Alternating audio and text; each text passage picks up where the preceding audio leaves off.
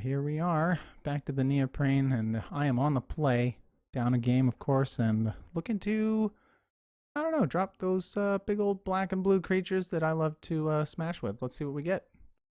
Yep. I did win last game, so I'm trying to pull ahead here in this neck-to-neck race in the Gideon Trials. I did get to reanimate Sliver Queen, which feels really good. I'm hoping to just do the same thing this game and pull ahead in the trials. Yeah, got a scary hand there with that Kismet. Yep, I love seeing Kismet. That's been a pretty impactful card in the cube. The ELO is only 1171. Did you know that? I did not know that. That is ridiculous. Yeah, like it seems kind of low for Kismet. I personally would put it somewhere closer to 1300, I think. Absolutely. Pretty nice starting turn there.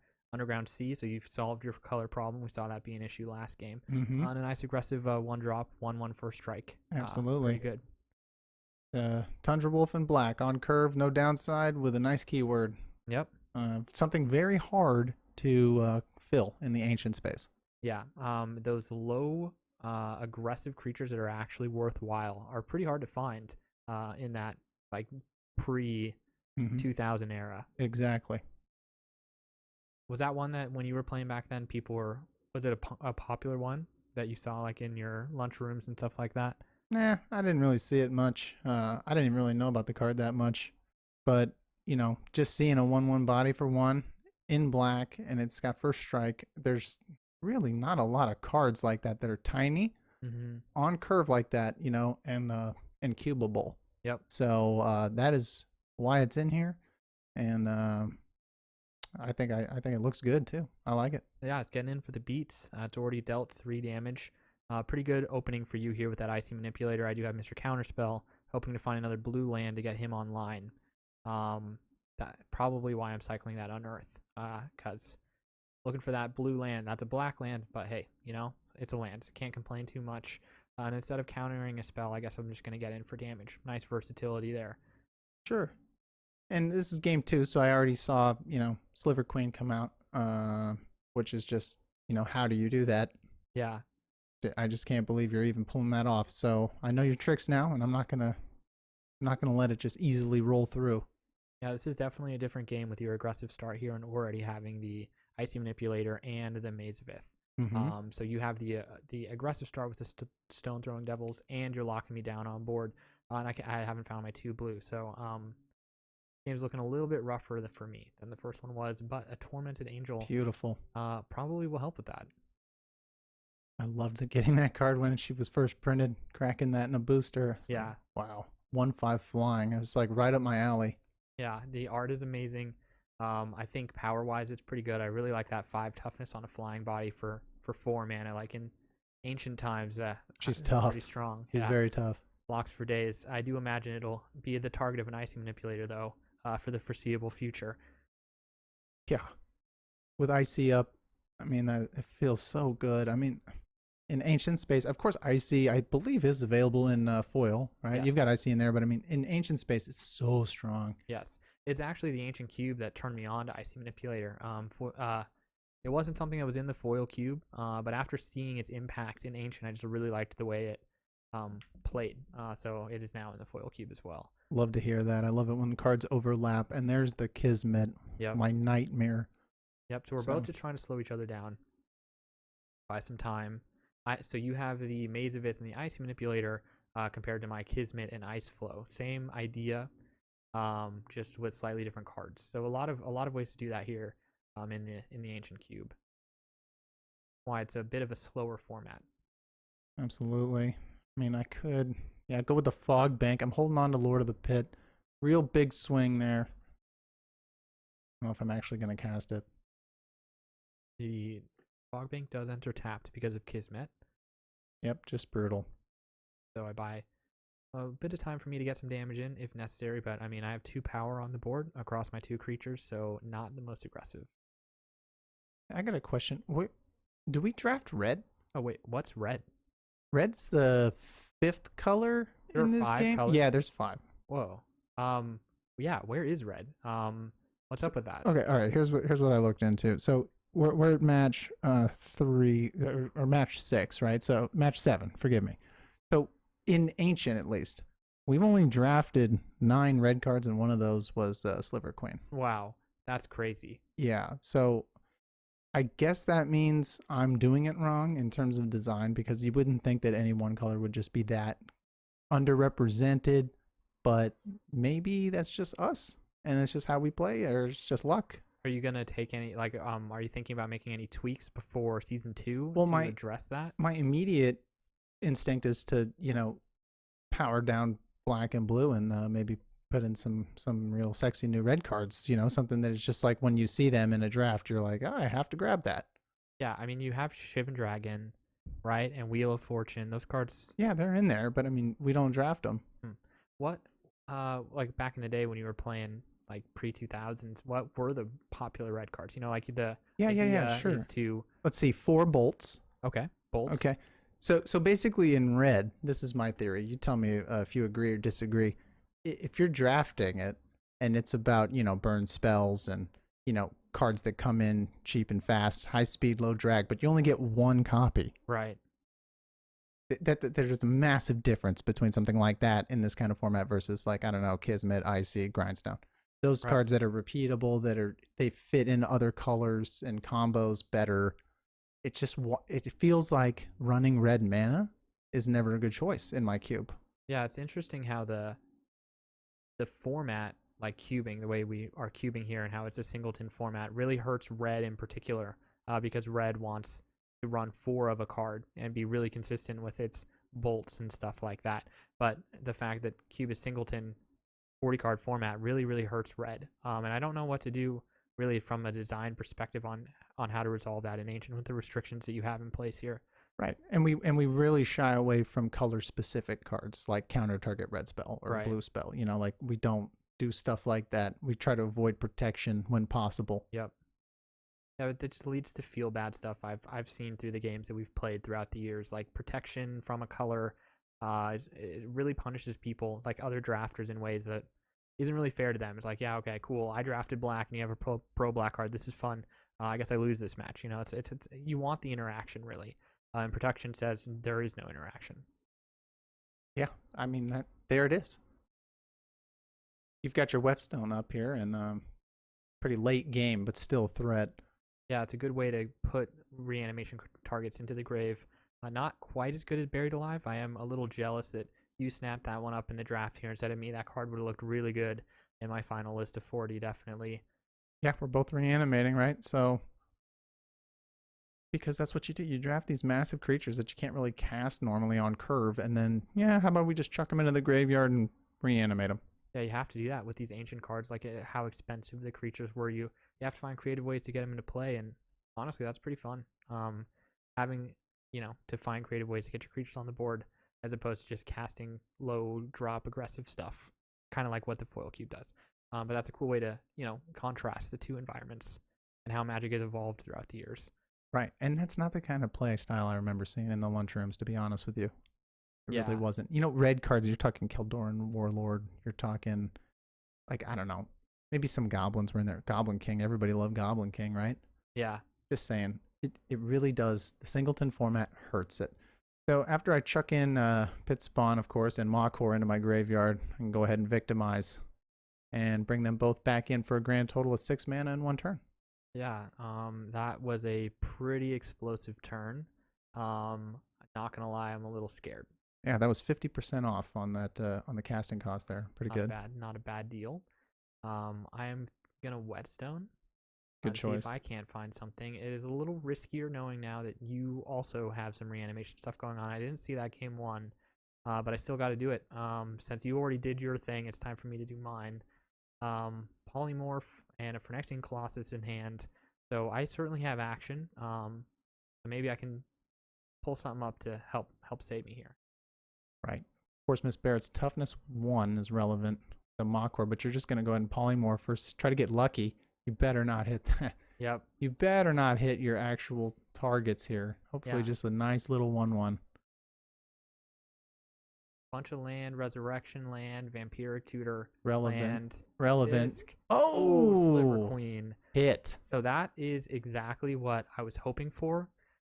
So this is a good turn of events. So that's twice in a row now you've been able to cheat in Sliver Queen, which Yep. I gotta admit is pretty impressive. And Yeah. I'm In two different ways. I reanimated her game one, and polymorphed her in game two, and I do have the ability to show and tell her as well. So maybe we'll get to see that here in the trials. and there's the animate dead. You are a sick puppy there, bud. Look at that. Miss Barrett's back out. Yep. Looks like my deck's doing its thing. Hopefully I can grab that pit spawn with Miss Barrett. And I guess my Tormented Angel can block that Machor for days. No, I can plink her with Mach Core, right?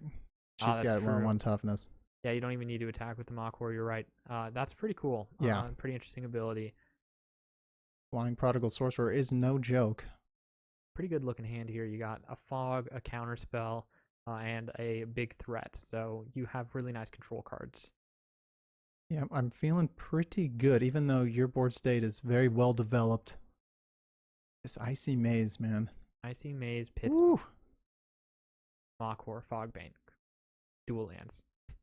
Ancient Cube is definitely spreading the paper out in this match. The cardboard is showing up. Looking real nice. Real nice here on the neoprene. Halfway through the trials. But yeah, I'd like to hear in the comments some feedback about the colors. I really want to know, like, people who draft. Mm-hmm. You draft in red? Are we just crazy? You know, like, are we missing it? I don't know. I mean, it's not like my cube has nothing but bad red cards in it. That's all I'm saying. Like, those cards are good, but we don't draft them. Well, yeah. What is the restriction on the Ancient Cube again? When is the cutoff on it? Anything printed before the year 2000. So I mean, it's got to be 1999 or younger. Okay, so everything pre 2000. Correct. Pre Y2K. Pre Y2K. Okay. So I guess what I want to know in the comments is like what red cards meeting that restriction should we be running that we aren't running maybe? Like how do we fix this red problem in Ancient Cube, you know? There's got to be some power from back in the day that maybe we overlooked. But it's going to be an interesting thing to see if we can fix that.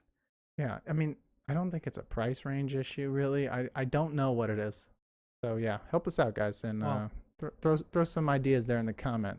Another interesting point, I don't think we're red players. I know that I'm not a red player. Like, if you look at the color distribution across my EDH decks, like, red is the color I play the least, and I only play red when it's either a 5-color deck or a 3-color deck. Like, so really, it could just be us. Yeah, it might just be our play styles. I know that I play Wheel of Fortune. Every time I see Wheel of Fortune in this cube, I play that. But yeah, just something to think about.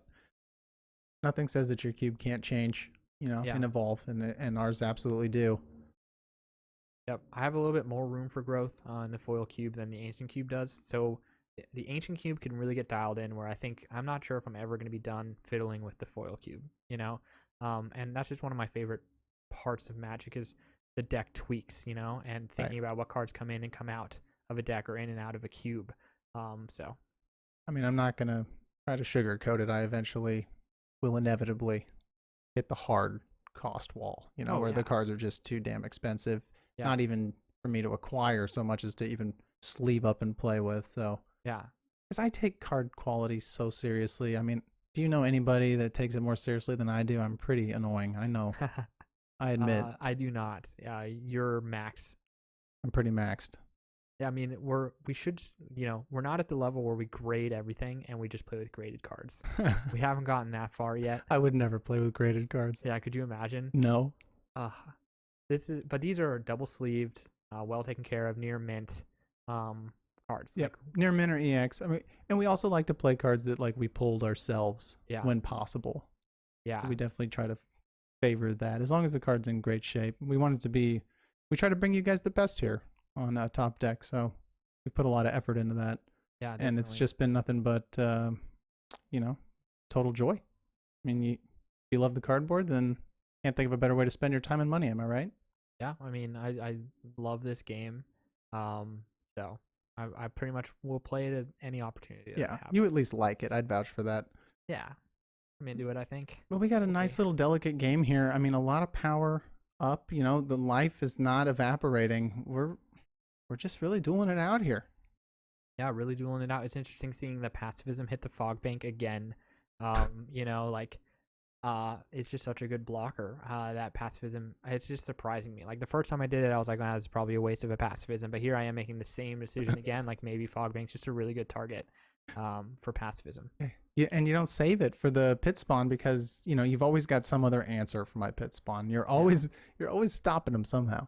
Yeah, Sliver Queen does a good job of blocking pit spawn. Like I can just pop out little slivers to block that thing for the rest of time. Yeah, she's awful for it, but she can just easily make the solution, no problem. Right. With that first strike RFG ability, man, it's just so strong. Yeah, 7/7 is big enough to block it. I mean, she can tangle with pit spawn in combat and win. How? She's a 7/7. He's got first strike. He's a 6/4. If he deals combat damage, then they get exiled. Doesn't he have? Doesn't he have to kill the creature? I don't know. Does Oh, he have does to he? kill the creature? I think he just has to touch it. So it's like death touch, first strike death. I might be totally overvaluing him. We should look that up real quick. But either way, he's a monster. He is absolutely a monster. Yeah. Well, I have 5 slivers. You did finally deal with the Sliver Queen, so it's down. Yeah, it's a struggle here. I mean, neither one of us is breaking through, Well, right? And there's been no kind of wipe or anything like that. So I think that control magic is really going to be it. Like you're sitting now with the pit spawn, the Sliver Queen, the Mana Core. yeah, take it. That control magic resolving gave me the advantage, but I still don't feel like I have this match in the bag. Yeah, You've still got 13 life, and you've got 5 sliver tokens up, and I just don't know enough about your draft here to know if I'm safe. yeah, that was certainly a momentum shift, though. We were deadlocked, trying to break through, and now you have the initiative. It was a lot of patience. I mean, I'm holding on to these cards, and I'm able to cast them, but this is one of those games where if you're just one mana short, or if you're not ready for something, it could lose you the game. So I'm playing as carefully as I can here. I really feel the pressure of taking this into a third game in this match 7. Yeah, definitely. Like here we are, like tied up. I have the game win. Like you really, really do want to bring this into a tiebreaker game, and not allow me to pull ahead in the trials. The pressure's on. Kismet still doing work, keeping that Archivist tapped down. I mean, how do you even deal with Kismet once it's out? Difficult. I don't have any, I'm not playing white, so I don't even know if I have an answer for it. Yep. But fortunately, I'm not really applying the pressure on you, so you can just take the time. Here's a big crunch with the pit spawn and the Sliver Queen. Probably one of the most oppressive combat steps we've seen in the trials so far, especially in Ancient. That's a big swing. That sounds right. Yeah, I mean, monstrous swing.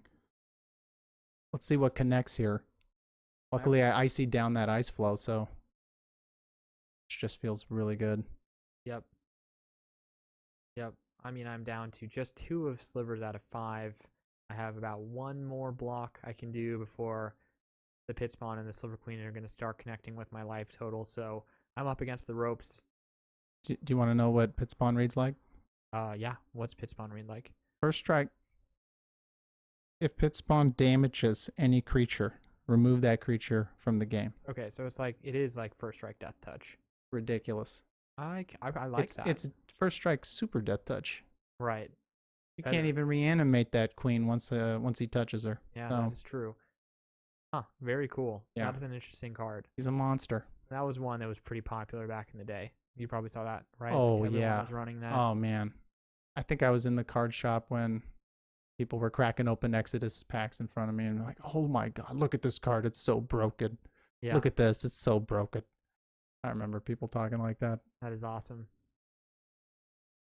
Cool seeing how the perspectives change through time, because now people look at pit spawn and they're like, it's okay. Yeah. More like trash spawn, right? Yeah. Who runs pit spawn? Fools. Only fools. Ooh, Tormented Experiment there on the draw. I had to dig for it. Yeah. Dug like 3 deep for that. Yep, your library is looking pretty skinny there, dude. I am skinny, but then again, so is yours, right? I mean, you've been digging too. That's true. So Whetstone hits us both. That's You true. can trigger it as long as you've got, I think, 2 mana available. I think it's 3 on the Whetstone. Oh, 3. Fine. All right. Well, but But it doesn't look like a mill game to me. no, yeah, you have so much power on the board. I think my out is mill. So that's probably how I end up winning this game if I win this game. And I got to That's my strategy. That's So your out. But see, I'm tapping here. I'm tapping here to cast that Twisted Experiment. But what's the target? So I could take out your 1/1 Sliver token, or I could make one of my big creatures a little bit bigger. I'm counting here. And because Icy's tapped and your Ice Flow's untapped, it's only relevant if I don't kill you like with lethal damage in this swing, right? So right. because the damage will get through the flow. So I'm going to end up choosing Pit Spawn here, making him a 9/3. Wow. 9/3 pit spawn, a 7/7 Sliver Queen. That's 16. Yeah, that does it. That'll do it. Whew. Yeah, quite the What swing, a man. game, man. That was a big one. Yep, good game. Good Great game. Tiebreaker again. We'll see you at game 3. See you in game 3.